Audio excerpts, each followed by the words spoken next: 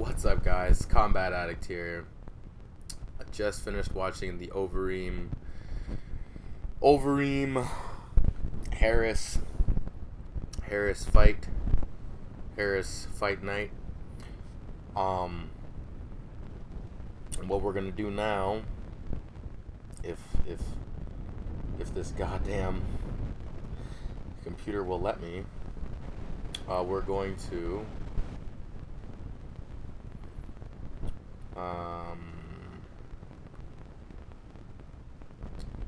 we're going to go from the bottom of the card up to the top of the card, because that's just the way I like to do things. First we had Song Yadong versus Marlon Vera. Now, first off, I just want to say, I don't believe Song Yadong won this fight. Looking back, I do want to say that while the fight was pretty competitive, it just didn't seem to me like Song Yadong was landing as many strikes. It just didn't seem that way to me. It seemed like Marlon Vera in the second and the third round really came out on top from what I can remember. I mean, I think it was a 10-9 for the last two. And when Marlon Vera lost, I mean, even he was like, fuck that. And I also felt like, I mean, not necessarily fuck that, because I wasn't that mad about it. I'm not nearly that invested in Marlon Vera's career. But I was very confused. I won't deny. I was like, what the fuck is going on here? So that was something. That was the first decision of the night that I thought was kind of fucked up. We'll get back to that. But then we had the middleweight bout. We had Eric Anders. Fucking Eric Anders. And Krzysztof Jotko. So, I'm like leaning to one side of the camera because I've got like two screens open and I can't fucking see myself properly. So, this fight,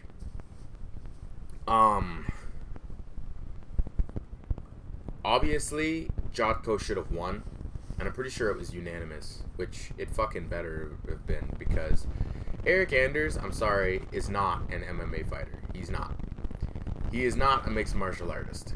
Okay? Eric Anders is a football player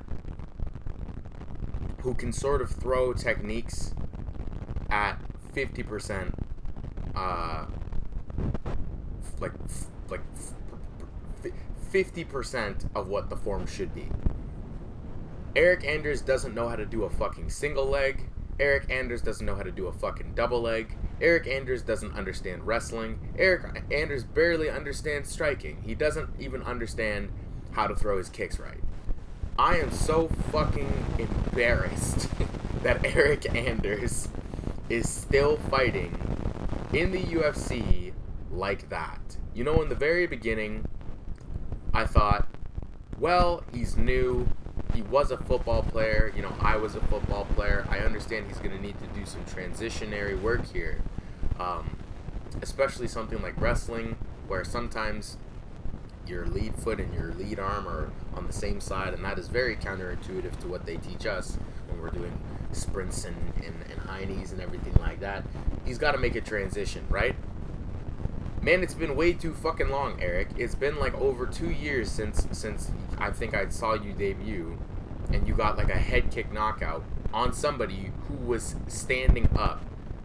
So you almost got disqualified because their hands, if they had been on the mat, would have made that blow illegal. You're lucky that it wasn't. But as a result, they were like, yo, this guy's a fucking finisher. Like, we're gonna give him like a UFC contract, and he's gonna fight, and he's gonna be fucking awesome. And you have disappointed almost every single time since then. And I really believe it's because you do not take this craft seriously. If you took the craft seriously, I just feel like there is no way there's just no way that you would still be incapable of finishing that single leg. You're a football player. You should be able to take people down just based on a football tackle. Like, you don't even have to, like, but not to say that you should be doing that in the fucking cage, because that's a completely different sport. So if you go straight for a football tackle, like, you might take a knee to the face. But what I'm saying is, there's enough overlap there that you can kind of mix the two and just sort of figure out how to get a takedown. Like, in my personal opinion. But even if you can't, go for this the blast double leg, even if you can't do that for one reason, when you got somebody up against the cage and you've got yourself perpendicular to their body and both your arms under their pelvis, you gotta hip in, get your hips under, shift your center of gravity forward, and lift them up with your legs and your hips and brace your spine. You don't know how to do that yet? What the fuck, man? I'm sorry. That's like, man, like, you gotta know how to do that at some point. You're fighting people who are the same weight as you. You're probably heavier than this guy rehydrated. And not only that, you were a fucking football player. You were fucking shoving the dude around. It's not that you aren't strong enough to manhandle the guy. You just aren't using your technique. In my personal opinion, he's not using his technique. His hips aren't in the right place. He's overextending his body. He's going for a double leg like this, like stretched out. Like, I wish I could fucking show you how he's doing this. Watch this. Okay, he's doing the double leg like this, like stretched out with his butt back, on his toes and his knees bent like this. You can't generate any fucking power like that. Like, if you're up against, that doesn't make any fucking sense, man. You need to fucking, if I was him in that position, and call me a fucking idiot if you want, I would have shot my knee down the middle and used that as a support to come up. Because once you shoot your knee in between the person's legs and you have your other leg propped up on the outside, this is just basic wrestling that I was taught, your head's already on the outside. There's nothing for you to worry about. Like, it's not as if, if you do it fast enough, it's not as if you're gonna get fucking caught in a guillotine all of a sudden. You know what I'm saying? You've been sitting there like this for so long. Just make the shot and then lift them up and drop them on their back. You're strong enough to do it. He's just not using wrestling right. And that's my whole point. Like, I don't feel that he's a mixed martial artist, because if you cannot execute that at this point, man, what the fuck have you been doing in the gym? What have you been doing? That's my question. Like, what have you actually been doing, man? Because it's not that you do not have the physical gifts, and that's the thing. If you rely on your physical gifts, like, you're not gonna go anywhere. You can't rely on your physical gifts, man. You can't. It's a good thing that he doesn't have just like insane knockout power in his hands, because otherwise he would just be getting victories and wins over people that he really doesn't deserve to have victories and wins over. Have you seen him throw a kick? Man, I'm telling you, he does not turn his hips over. He does not turn his hips over when he throws kicks. And when he throws kicks, it's almost like he's not throwing them because, like, you know how you can set somebody up and then throw a kick, or set a kick up with your hands? He's not doing that. He's just throwing kicks. And it's so frustrating to see it, because it's just like, Jesus, man. There are so many people who take this seriously, like really seriously, and I'm sure that they are looking at that like, this guy's in the fucking UFC. What? And I don't know if I heard this right, but I'm pretty sure one of the commentators said that he's like, when I have the time, I'm really gonna, nail this shit down and make a run for the title. Eric, like that, there's no fucking way you are making a run for the title. There's no way. There's no fucking way, man. There is no fucking way. Jotko, you fought a good fight. You fought a good fight, man. Like, even though somebody was just holding you up against the cage the whole time. Which, let's get back to Eric for a second. Eric, when he couldn't complete these takedowns up against the cage, resorted to clinching, but doing virtually no clinch work. He did like one spinning elbow, which I don't know why you're doing spinning elbows or back fists or whatever when you can't even throw a fucking kick right. You can't even complete a takedown and you're throwing spinning shit. I don't fucking understand this. But anyways, I'm sure he didn't practice that in the gym is what I'm saying. If he practiced that in the gym, I would be fucking shocked. Because you should not be practicing any spinning shit until you have practiced a single leg enough to be able to complete it at least once. He was trying to take him down, and I could tell that Paul Felder's thinking the same thing. Because Paul Felder goes something like, somebody's like, he's going for this takedown, and Paul goes, yeah, he's been going for it for 15 minutes. In the end of the third round, Paul's talking about that, and it's like, you can tell that even Paul's like, what the fuck, like, what the fuck is going on, man? Come on, you gotta do better than that. And honestly, I don't know how much longer he's gonna be in the UFC. Because I don't want to see him fight. I'm so fucking sick of seeing this guy. Like, just, it's fucking just embarrassing, man. It's just like, oh my god. Like, he doesn't fucking belong here. Like, he doesn't, man. He doesn't belong there. He doesn't even take the craft seriously. And it's just fucking embarrassing. It's just fucking embarrassing, man. I don't know. Maybe I'm just a really negative person. Maybe I'm too negative, but I'm sorry. That is really how I feel about it. It fucking pisses me off. It pisses me off because I know what it's like to want to be really good at something like this. Want to be really good at this. And I know what it takes to get even as good as I have gotten at whatever I'm good at. And I'm not even that good. And just to see somebody who's got this huge opportunity in front of them, and they can't even fucking practice a single leg, it just pisses me off. I'm sorry.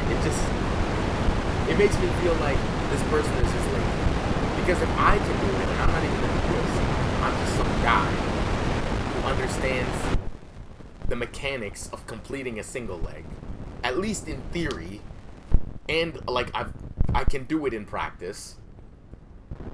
You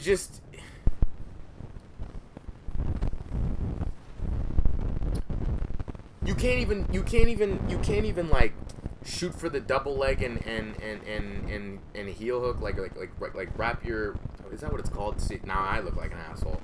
You can't even do like a jiu-jitsu double leg where you just wrap your leg around. Come on, man. And the thing is, yo, I bet you even if he gets you down there, there's no jiu-jitsu. There's no jiu-jitsu. There's none. I feel like he's gonna get you down, he's gonna sit in your guard and just try to pound on you like a fucking ape. Like a fucking idiot. Like just He's like the most basic fucking fighter. Like, and it's so frustrating, man. It's so frustrating to watch it. It's so frustrating to see it. And the fact that he says stuff like, and I need to confirm whether or not he said that, actually. I can't just go around saying this. But I thought I heard somebody say that he's going to, like, button his shit down and make a run for the title at some point. You're fucking delusional. That's what you are. You are fucking delusional. Some fighters are fucking delusional, man. But anyways, Krzysztof Jotko, even though I didn't get to see much of what you can do because you were just being held up against the cage for the entire fucking fight, you landed some good shots. You avoided, all of his takedown attempts. And hat off to you, man. I watched this last night, so I really can't even remember what I saw you do. I was more just in shock and awe at how fucking bad Eric Anders is, and it's just frustrating. Dan Ige, Edson Barboza. Okay. First off, this fight was fucking sick. We had some good fights, man. We had some good fights. I mean, Song Yadong versus Marlon Vera, that was a good fight. Dan Ige versus Edson Barboza, that was a great fight. Claudia Gadelha versus Angela Hill. That was a great fight. Alistair Overeem versus Walt Harris. That was just, I mean, it was a good fight in the sense that it was exciting, but it was kind of sad. We'll get to that later. Dan Ige. Okay, first off, this guy's number 15. Number 15 in featherweight. Edson Barboza was lightweight, comes down to featherweight, and I don't know why. I think it might be because he realizes that division, the lightweight division, is literally the most competitive division in the UFC, almost in UFC history. I really do not think that there is a division that has just more fucking like serial killers in it than the lightweight division. Like, they're just fucking insane, all of them. You really gotta like take the, I mean, I almost want to look up the fucking rankings and just give you an idea of who we're talking about here in the lightweight division. Because, I mean, just off the top of my head, we're talking Tony Ferguson, Justin Gaethje, Conor McGregor, Khabib Nurmagomedov.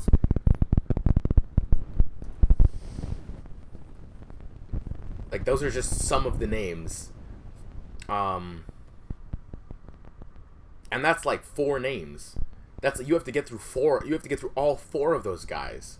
All 4 of those guys you have to get through. Are you fucking kidding me? That's crazy. That's crazy. It's one thing if you were like a flyweight like Henry Cejudo and you got to get through like, what was his name? Joseph Benavidez and like Demetrius Johnson. Like, there are 2 like really big names that you gotta get through. Or if you're Kamaru Usman and you really just gotta get through like Tyron Woodley or something like that. You know what I mean? Like a big name that you gotta get through. It's a whole other thing when, man, look at, it's so fucking crazy. This division is fucking ridiculous. Okay. His last loss, from what I can remember, was to Paul Felder, which was bullshit, but we'll get to that. Look at this lightweight division. This is fucking ridiculous. Okay. We won't even, you know what we'll do? Okay. This is top 7. You got Charles Oliveira. Paul Felder is decent. Dan Hooker smacked the fuck out of Al Iaquinta. Conor McGregor, Dustin Poirier, Tony Ferguson, and Justin Gaethje. That's top 4. Top 4 is Conor McGregor, Dustin Poirier, Tony Ferguson, Justin Gaethje. You didn't even get to the champion yet, Khabib Nurmagomedov. And like, we still haven't even talked about the fact that Charles Oliveira is just sitting there at number 7. Charles Oliveira, I am confident, is fucking more than good enough to be. I really believe that Charles Oliveira could beat Paul Felder. I believe he could. I believe that Charles Oliveira could beat Dan Hooker. He's really fucking good. Very small, but I'll tell you something. That man can strike. He's quick, and he's got some crazy jiu-jitsu. My point is this. Edson Barboza is ranked 11th. So if he was gonna make a shot at the title, maybe he could fight Kevin Lee or Al Iaquinta. You know what I mean? Go from 11 to 9 or 8. But then after that, who are you gonna fight? You're not gonna fight Paul Felder. So you got to fight Charles Oliveira or you got to fight Dan Hooker. And that's if you win against Kevin Lee or Al Iaquinta. These are all really hard fights. None of these fights are easy. For someone like Edson Barboza especially, who, in my personal opinion, is not going to be champion. He's not going to be champion.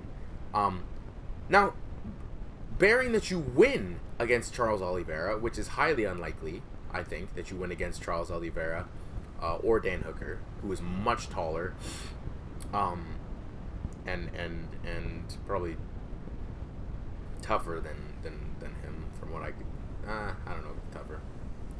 You gotta then worry about Conor McGregor, Dustin Poirier, Tony Ferguson, and Justin Gaethje before you can even think about getting a title shot. I mean, at most, you could probably fight Tony Ferguson, who I think he's fought already, and then ask for a title shot. Yeah, like, there's no fucking way, man. There's no way, and I think that he just needs another division. I think he feels that, like, there's just no way that I'm gonna make a name for myself in this division. So he's gone down to 145 in an attempt to maybe have more success, because he's been losing a lot lately. The problem is,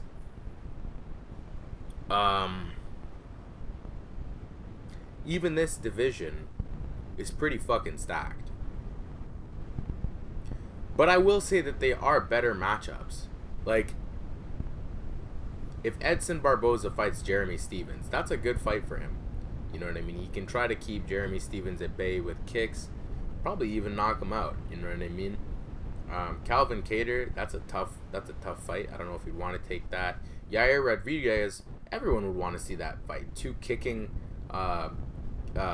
specialists going to war. That'd just be a fun fight. It'd be a good fight for him. He doesn't have to worry about getting taken down and just manhandled like Khabib did to him. Chan Sung Jung, once again, this is the kind of fight that, I mean, it would be tough for him. I would put my money on Chan Sung, to be honest with you, but it's not a bad fight. And I mean, then there's Zabit Bryan and Max Holloway. At that point, like, he probably doesn't think that he's going to be a champion, I don't think, or maybe he does, I don't know. But the point is, like, these fights, in my personal opinion, are much better for him. You know what I mean? He has the chance of going up against Frankie Edgar, Jeremy Stephens, a bunch of guys who are not as lethal. You know what I'm saying? As the lightweights, as the lightweights. Because the truth is, the lightweight division is much more dangerous, in my opinion. Like, these guys are way more dangerous. Obviously, Max Holloway, Brian Ortega, you know, let's be real, like, they are also extremely dangerous, and Alexander Volkanovski is a force to be reckoned with. But like I said, I don't think that Edson Barboza's eyes are really on this, like, top 5 even. I mean, separate and aside from Yair Rodriguez and possibly Chan Sung Jung. I think that he's really looking to fight people like Frankie Edgar, Jeremy Stephens. I don't even know if he would want to fight Josh Emmett, but probably, maybe. You know, he's looking for fights that are not as gonna be as tough. You know what I mean? Like check it out. Sadiq Youssef is number 14, and Dan Ige is number 15. He's going down there, I think, because he thinks he's got a better chance of winning, as opposed to, with his position right now, number 11, unless he's planning to fight a bunch of guys who are behind him, which, I mean, you might have to fight Donald Cerrone, Gregor Gillespie, I can't even fucking remember who he is. My point is that Edson Barboza, if he's going to fight people who are ahead of him, he's going to have to fight some pretty fucking tough competition. Like, none of these fights are easy. Like, Kevin Lee was just in the main event. Ali Aquinta was just on a big card. Charles Oliveira was just in a main event. Paul Felder was just in a main event. Dan Hooker was just in a main event. Like, these are all huge names. They're all massive names. You know what I mean? How many of these guys have been in main events, like, recently? Max Holloway's, or no, I mean, no, he's not probably not trying to fight him, right? But like, almost none of these guys. You know what I mean? Almost none of these guys have been in a main event or at that level. These are all just, like, relatively big names. So, anyways, enough of me rambling.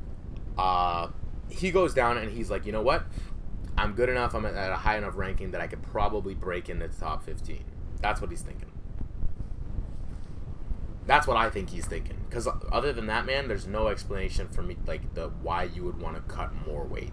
And he looks really bad. Like, honestly, I'm going to tell you something. When I saw Edson Barboza, I felt really bad. Like, he just looked like... I mean, he handled the weight cut fine. Like, he handled it well. But, you could just tell that he had to do some shit to his body to cut that muscle off. I don't know what he did, but I don't like it, you know. In any case, great fucking fight, man. First round, I'm trying to remember how this went down. I believe that Edson took round 3 for sure, I think, and he took round 1. Fuck, I can't remember. I should really do these videos right after I watch the shit. In any case, I know that Edson took 2 of those rounds. While it was a close fight, while it was a good fight, I believe that Edson had him. You know what? Let me not even talk shit. If I don't remember right, then fuck it. My whole point is that the fight was crazy. Dan Igue's got incredibly fast and powerful hands. When he throws punches at you, he's trying to kill you. Dan Ige, man, is a tough motherfucker. I mean, he's eating leg kicks from Edson Barboza, and he's not even flinching. He's not even wincing. He's just eating leg kicks and walking forward. Edson Barboza, tough motherfucker, bloody face, taking all the shots. They go to war, man. It's a great fight, and at the end, there's this moment right before they announce.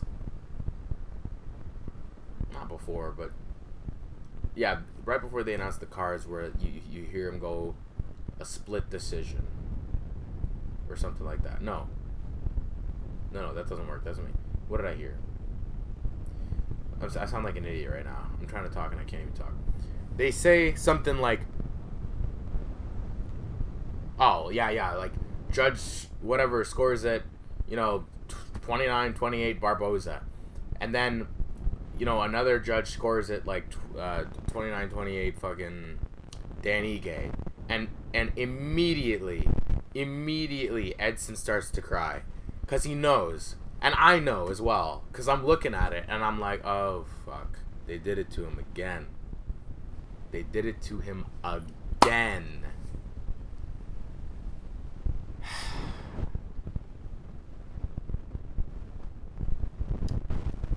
And judge scores it, 30-28 for... Does that math even add up? 30-28?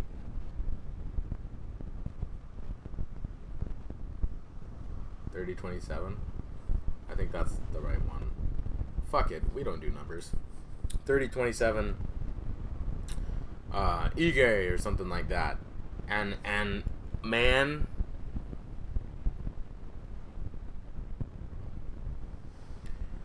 I'm telling you, they did this. They fucked him over when he fought Paul Felder, and I don't know who else feels this way, but I'm telling you, Edson Barboza won that fight against Paul Felder. He won that fight, and he should have been the one to fight Dan Hooker, not Paul. Or at the very least, he should have had the number what was it, the number 6 spot at the time Paul had? He should have been the one. Or the number 5 spot, he should have been the one to have that spot, man. And that was literally, and the thing about it that's so fucked up is that right there, that was probably as close as he was ever going to get to the title shot at this stage in his career. And they took that from him. And so now he comes down to the fucking 145s in hopes that maybe he has a better shot. And they fuck him again. They fuck him again, man. It's so bad. It's so bad. And that was the second decision of the night where I was like, man, what the fuck? Like, dude. The first one was with Marlon Vera. But that one was made even worse because it's like, damn. For somebody to be burned by the judges twice like this, Like, you just can't win if you're Edson Barboza. If you're Edson Barboza, it just feels like it doesn't matter what you do. You're just fucked. And, I feel bad for the guy, man. I really do. Let's go look at his record right now. Let's see, like, how many losses he's had. Because the last time I saw him fight, I believe I saw him fight Paul. I might have seen him fight since then, but honestly, when Edson Barboza fights, I'm not really that excited. He just fights. It's cool. But yeah, that was his last fucking fight, man. His last fight, no lie, no bullshit. September 7th, 2019 was a decision where he was fucking robbed. And to come back in a new division and immediately be robbed, it's just man, it's like, that is so fucking sad. I can't even fucking believe it. I feel so bad for the guy to be robbed like that right after. It's just fucking sad. I feel bad for the guy. So Edson, man, if you're watching this, if you ever see this, I want you to know, I don't think that you lost that fight, and I don't think that you lost against Fallfelder. I think that that's some bullshit, and it's fucked up, man. I'm fucking sorry. I'm sorry that happened to you. Claudia Gadelha versus Angela Hill. Okay, listen. I have always been a fan of female fights. Female fights are fucking sick, alright? But female fights have gotten way sicker. They're fucking dope now. I mean, let me tell you something. Honestly, top 10 fights of the decade, I promise you, one of them is gonna be Joanna versus Weili. I promise you. Their fights are getting so fucking good. The competition is getting so good. It's crazy. And I cannot wait for somebody on Valentina's level to come out of the woodwork and challenge her properly. Because we're going to get some fucking wars out of these ladies, man. They're getting very good at what they do. And I wow, that looks way better. And I am a fucking huge fan of Angela Overkill Hill. And I just want to see her do well. I just want to see her grow and improve and get better, because I think that she's really got some talent. But so if she fights Claudia Gadelha, who, I mean, I've seen around, but I actually, talking all this shit about how much I love female fighters, I haven't really seen her fight all that much. In any case, they go to war, man, and in the first round, Angela gets fucked up on the ground. I mean, she gets... The fight goes to the ground, and Claudia basically owns her ass for the first round. And this comes down to not having a ground game. If Angela Hill had a ground game, if she understood how the mechanics of the ground game work and how to get back up to your feet and how to defend, these positions, she could have gotten back up, or at the very least made it more difficult for Claudia to do anything with the takedown. But it didn't look to me like Angela knew what she was doing, and you can tell that somebody doesn't understand the ground game when their legs, I mean, this is just how I tell, I don't know how everybody else does it, but when their legs are very...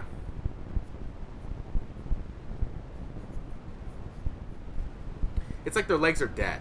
It's like they assume that their legs' only use is to just base out and stand up. They don't assume that they can use their legs to hip out or bump somebody off. They don't think to use their legs in a way that could create some sort of opening for them to escape. And their legs are usually, folded on top of each other like this, or they're just flat on the ground like this, and you're looking at it and it looks fucking sad, it looks pitiful, it looks like they're almost fucking, it looks like they're lame, like their legs don't fucking work, you know what I mean? And you're just thinking to yourself, oh fuck, oh jeez, they don't have any fucking jiu-jitsu.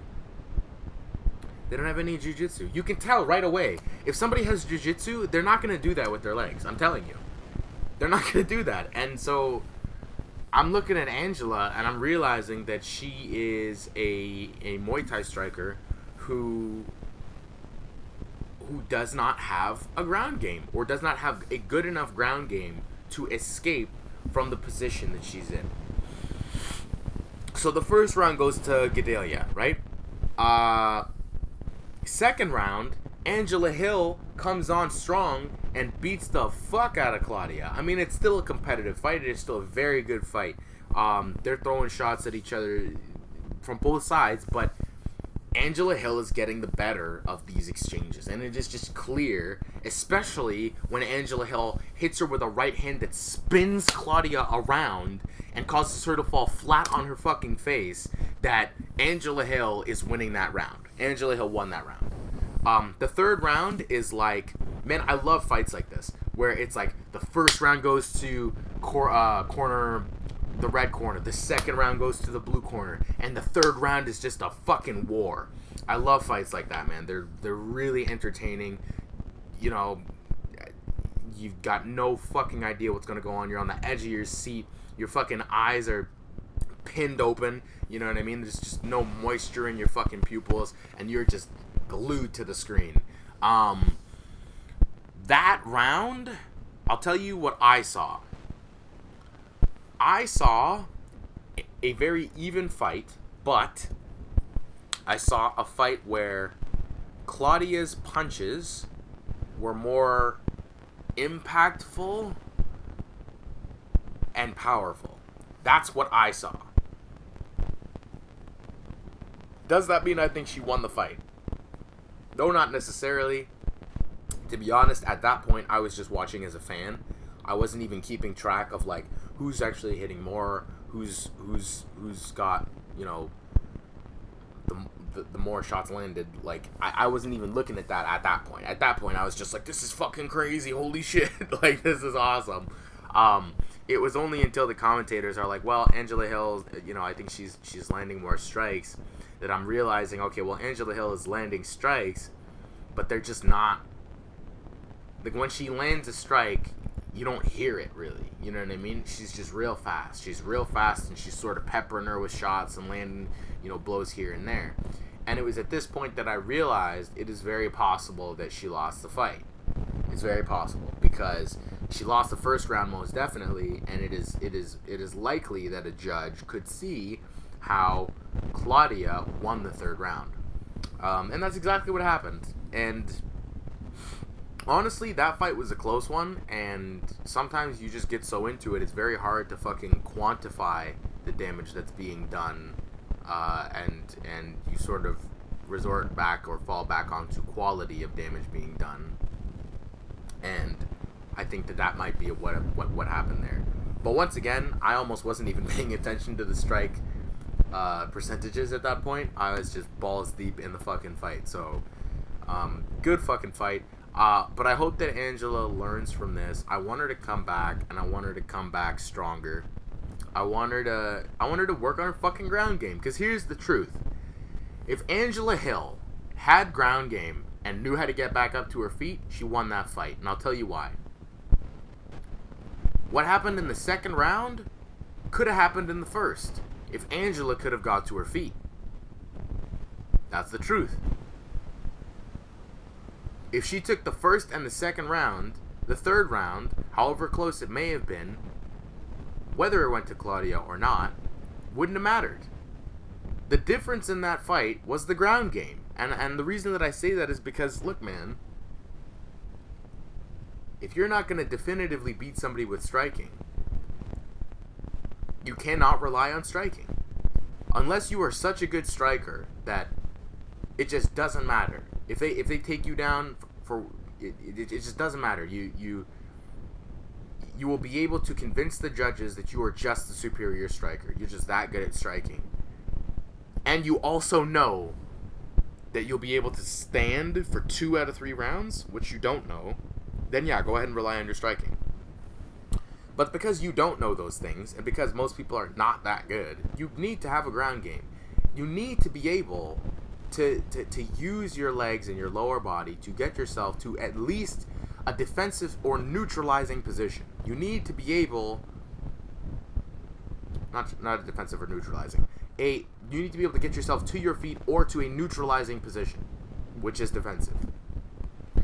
You need to be able to make it so that she doesn't do anything with this takedown. Okay, so she's taking me down, but guess what?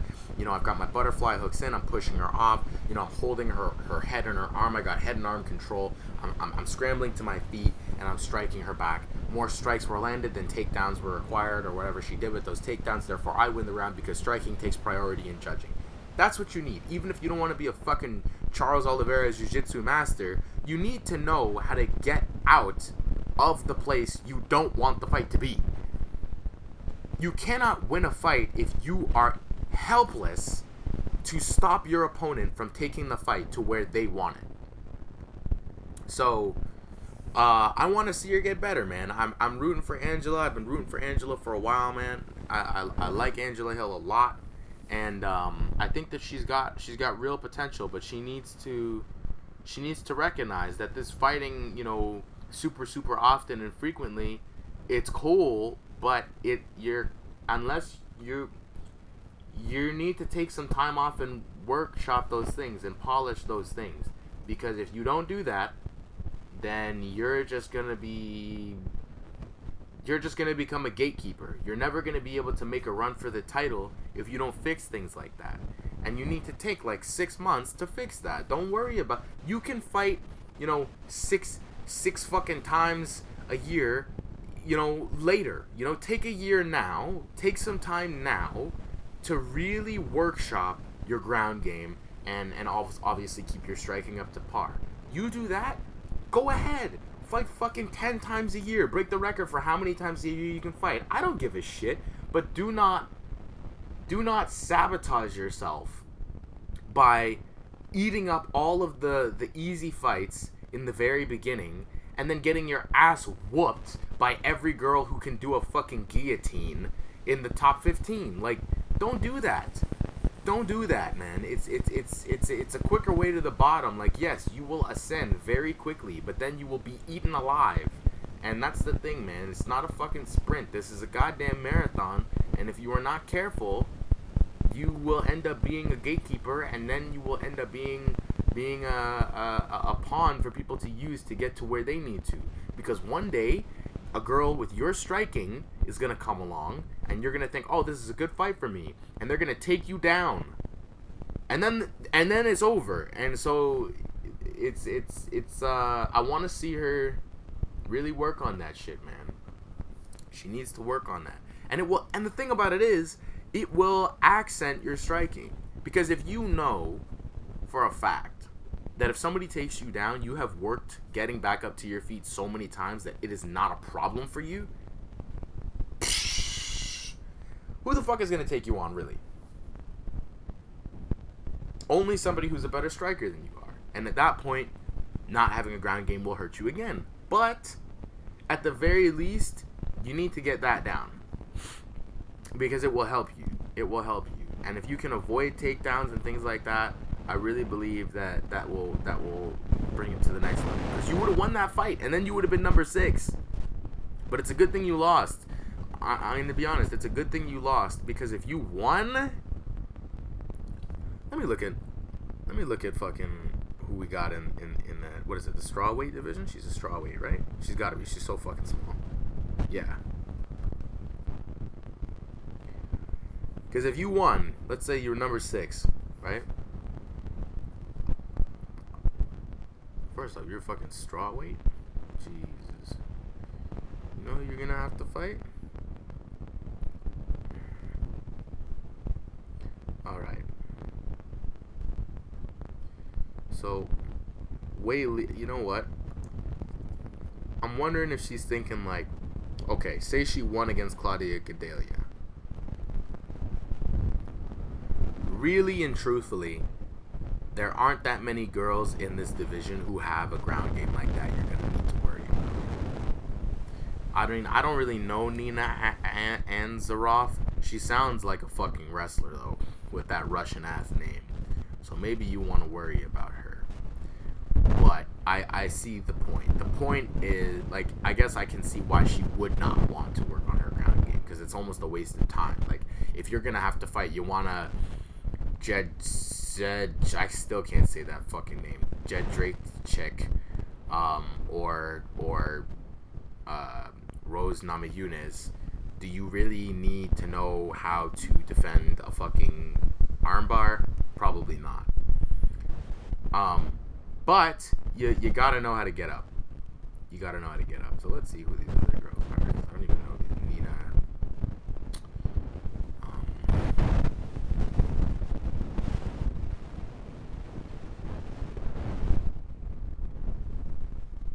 Wow, she won against Gedalia. Well, that makes sense actually, because she's a higher rank. Yeah, man,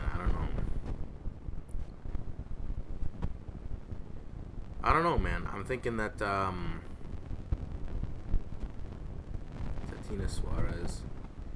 Yeah, these are all strikers. I guess you don't really need to worry about it. You don't really need to worry about it.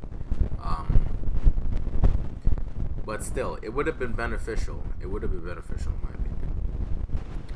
Anyways, enough of that. Let's move on to the Alistair Overeem Walt Harris fight. The funny thing is, it also comes back down to the ground game. Alistair Overeem has been getting his ass whooped for a while. He was knocked fucking cold unconscious by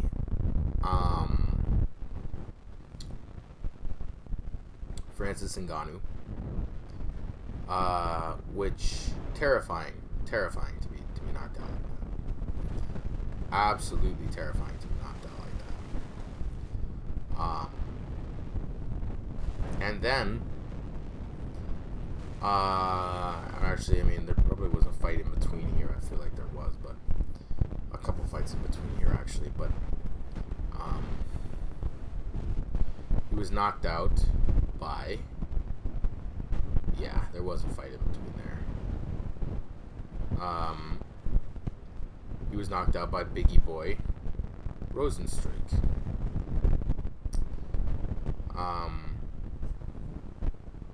And Alistair, in that fight against Rosenstruik,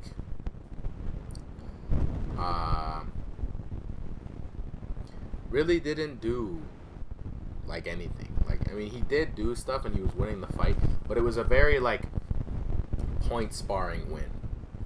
You know what I mean? He was winning the fight until the last moment, and then he got nailed with a right hand that split his lip way open, and the fight was called off. So honestly, while I don't really know who Walt Harris is, I was rooting for Alistair Overeem just because I know the guy. Even though I knew that he was probably not going to fight the way that I wanted him to fight. Very, very cautious, almost scared some of the way that he kind of fights. In any case, fight starts, and I guess Alistair's moving back, and Harris clips him with what looked to me like a couple hooks. Alistair's in big fucking trouble. I mean, oh god, you got no fucking idea how bad it looks. I honestly thought it was gonna be a finish right there. I thought it was over. I thought he was gonna be fucking donezo. He's on the ground trying to get back up. Harris is swarming him, throwing punches. He's covering out the best he can. He's covering the back of his head. He rolls to his back. He's covering his face. Harris just splits the fucking guard and nails him right in the fucking nose. I mean, it's brutal. I mean, he really fucked him up. But somehow Alistair gets back up, and the fight ends up on the ground, but with Overeem on top. Mind you, this is still the first round. Overeem just owns his ass and just beats the fuck out of him for the rest of the round. So the first round, it's like you almost don't even know how to score it, in the sense that it's like, yes, Harris almost had him like completely murdered. But then Overeem just made him his bitch for like the majority of the rest of the fight in that round. I'm pretty sure you still would have. I mean,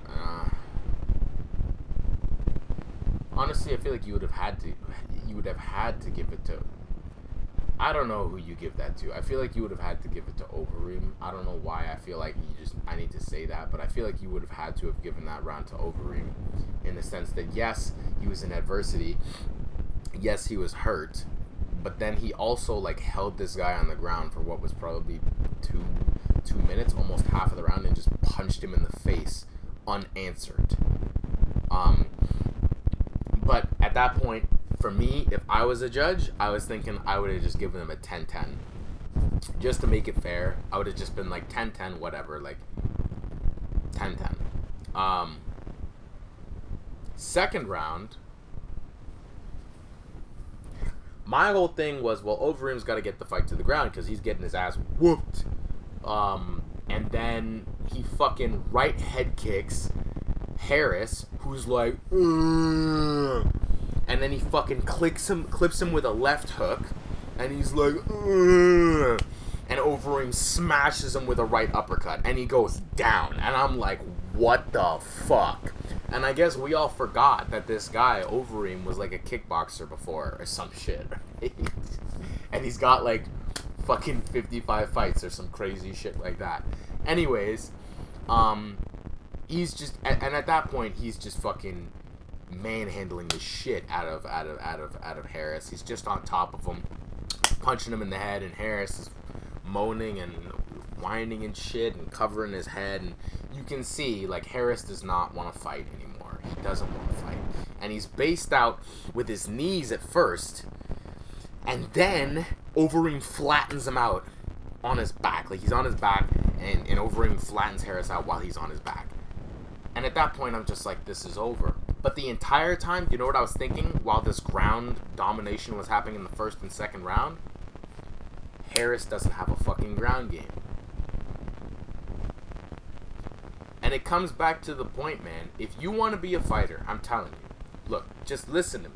Fucking just take this advice. Please. If you want to be a fighter, the first thing you need to figure out is the ground. All that other shit comes afterwards, okay? There are so many fighters who don't have any technique when it comes to their striking, and they knock people out. There are so many fighters who have bad technique when it comes to their striking, and they win fights, okay? But there are so many people who are incredible strikers who are sexually assaulted on the ground. I was trying to find a better way to say raped, but I just think that is also bad. I'm sorry if I've triggered anybody. I take that back. They're not sexually assaulted on the ground. They're fucking... That was a bad thing to say. But it's not... I didn't... It's very... You know when you say something and it's coming out of your mouth, and like while you're saying it, you're like, no, that's not right. But you were trying to fucking stop yourself from saying some other shit that was also offensive. And by the time you realize that the next thing that you were going to say is not okay either, it's too late. That's what happened. So I'm sorry. But they fucking abused the shit out of these guys on the ground, okay? Edson Barboza was made a bitch. Conor McGregor was fucking tapped out.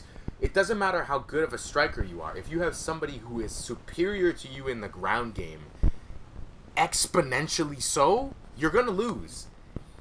And if you can't get back up to your feet, of all things, it doesn't matter if they're like a little bit better than you in the ground game. You are definitely going to lose.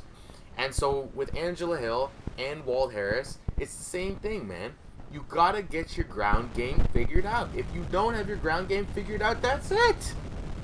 That's it, broski. There's just nothing to it, man. You can't not have a ground game. And I don't understand why people don't want to have a ground game. I honestly, for the life of me, cannot understand why people don't want to be really good at jiu-jitsu or wrestling. It's like one of the funnest parts of the combat sport. You mean to tell me that I can fucking lift you up and slam you on your fucking head? What? Do you understand how powerful that must feel? Do you understand how authoritative that must be for you to be able to do that? To literally pick a human up like a sack of potatoes and do what you want with them? Just throw them around? You mean to tell me that I can manipulate your body in such a way that you have to tap to me out of desire for mercy? I don't know why anybody wouldn't want that. So I don't really get why people don't work on their ground game, especially considering somebody like Walt Harris apparently debuted in 2009. You've had 11 years to figure this out and you haven't figured it out? I don't know, man. If you rely on your striking, if you rely too much on one thing, eventually it's going to catch up to you. And it caught up to him here. You know what I mean? I don't know what Walt Harris was expecting either, because in my mind, it's like, okay, if you're really thinking that you want to go for the title, at some point you're going to fight Stipe Miocic. And Stipe Miocic will take you down. Or you're going to fight Daniel Cormier. Or you're going to fight somebody who can fucking wrestle. What are you going to do?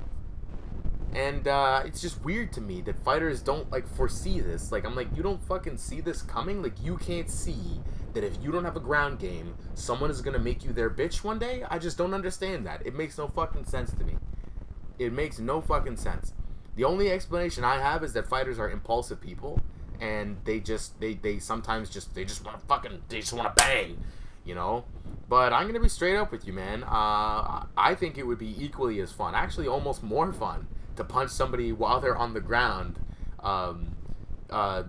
you know, than to punch them while they're standing. I like both, but there's just something about completely immobilizing a human being, your opponent, and just, I have absolute power over you right now, and I'm just going to do what I want with you, and the referee is going to have to save you, or your corner is going to have to throw in the towel. There's something about that, for me, that's just, I love that. So I don't get it, man. I honestly wish that I had access to wrestling when I was younger. I had football, which tells you a little bit about why I might feel that way, but I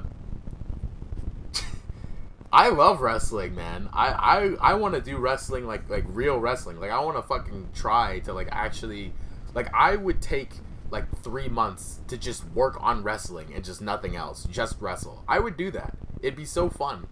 And then when you go back into a cage or sparring with somebody and you fucking shoot on them and fucking pick them up and drop them on their back, they're gonna be like, what the fuck? I just think that that's fucking amazing. I don't know.